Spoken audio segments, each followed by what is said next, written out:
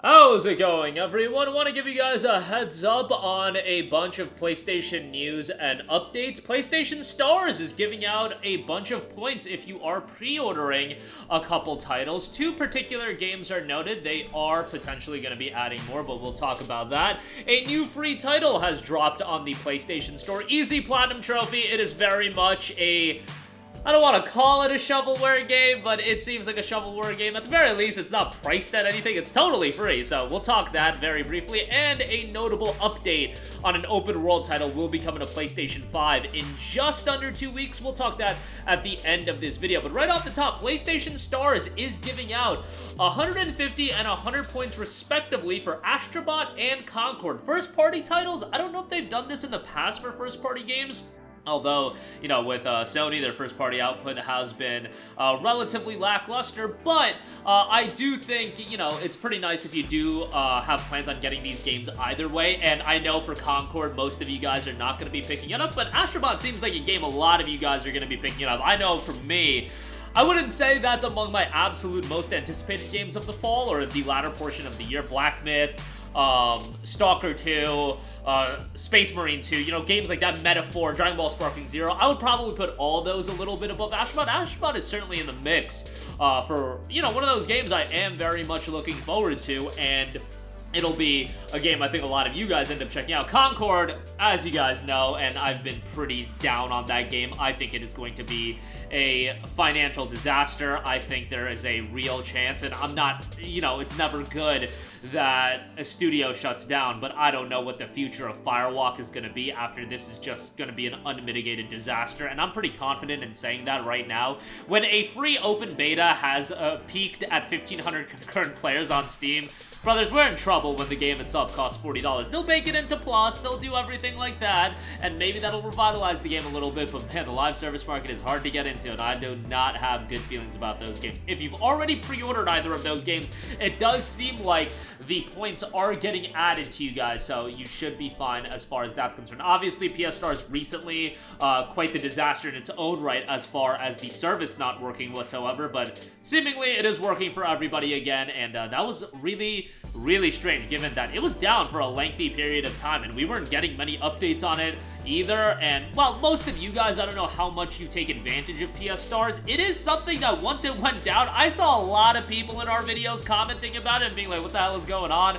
They had a ton of points stored up. I saw somebody saying that they had enough points for Stellar Blade to get Stellar Blade for free or by redemption of the points, and they couldn't end up redeeming their points to get that game. That sounds like a disaster, but thankfully seems to be working much better now. Alright, moving on from that, as noted on PlayStation Lifestyle, Puzzle Drop Carnival Theme Store has dropped on the PlayStation Store for free, and it is also an easy platinum trophy. More than just another puzzle game, Puzzle Drop Carnival highlights the fun part of puzzle solving. Who does not love the good old Tetris-style mechanics when, with Tetra mode, the Jigsaw is now Tetrasaw. Try out Tetra to find out the perfect combination between Jigsaw-style and Tetra-style games.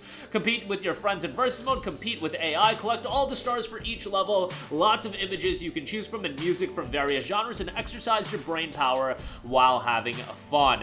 They do have a bundle with a bunch of themes available, or avatars I should say, that is available. You know, take this game for what you will. It is a very easy platinum trophy, so if you are still a trophy hunter, those days are long behind me. Really, I can go back to 2014 when I got screwed out of the infamous Second Son platinum trophy as like me just scrapping it, being like, I'm done with this, you know. And Infamous Second Son isn't this very difficult platinum trophy to get, but how I got screwed out of it, or at least how I perceived to get screwed out of it, very much left a sour taste in my mouth, and I was like, you know what, I'm becoming an old man. And at 2014, I was literally 17 when I was playing Infamous Second Son. Like, what am I talking about? But nevertheless, these days, I'll go for a platinum trophy here and there, but it is not just a standpoint of, even if the game isn't vibing with me, I'm getting the platinum trophy, which certainly back in the day, that's how I used to be. I was a fiend for those trophies. The dopamine rush is real, you guys.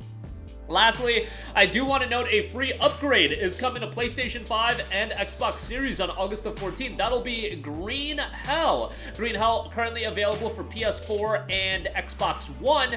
You will get a free upgrade if you own either of those versions, and the game itself will be $24.99 at launch with a 20% discount for the first 2 weeks, so it'll be down to $20.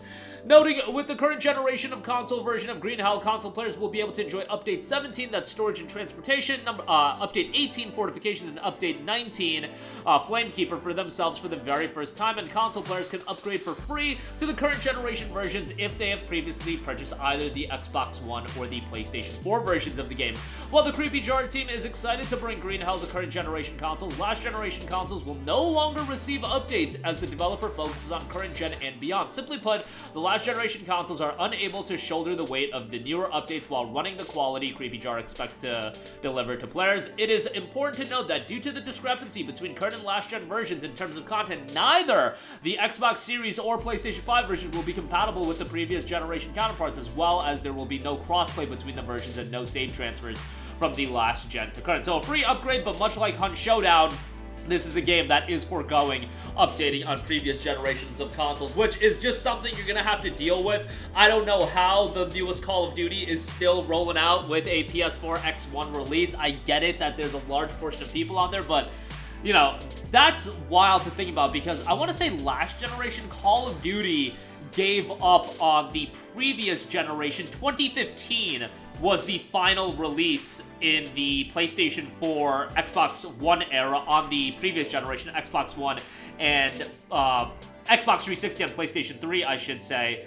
And I believe that was Black Ops 3, and they had to do the gimmick where they didn't release the campaign, it was just the multiplayer component. And then 2016, it was next gen only. So that was 2 years into the generation where they released the final version. We are now going into year 4 of this generation, and we are still getting last generation versions of those games. It's kind of wild to see which games decide to go with the route of still offering those games on last generation platforms and which games are moving forward. Green Hell and Hunt Showdown, to be fair, unlike a Call of Duty, like Call of Duty is an absolute juggernaut of a franchise, and they very much target the casual consumer with a game like Call of Duty, and you want to get as many casual buyers as possible. A game like Hunt Showdown, Green Hell, while there certainly are more casual players of those games that are still on last gen consoles, you would have to assume that they also target an audience that's more hardcore into video games, and they're gonna be more likely to upgrade to a newer console, unlike, let's say, a Call of Duty, unlike, let's say, a sports title,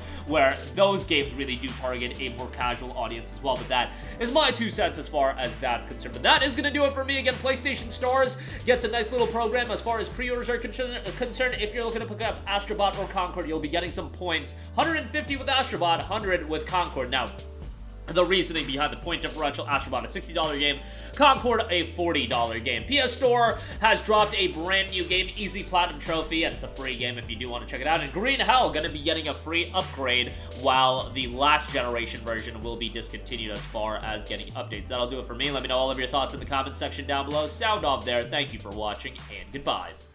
Hey guys, we hope you enjoyed the video, and if you did, make sure to hit the subscribe button, and if you're already subscribed, do us a favor and hit the bell icon. This way you'll be notified whenever we post a new video. That's the best way to keep up with all of our uploads, and we usually try to upload 2 videos a day. And with the bell icon hit, you'll be notified whenever we do upload a video. As always, thanks for watching.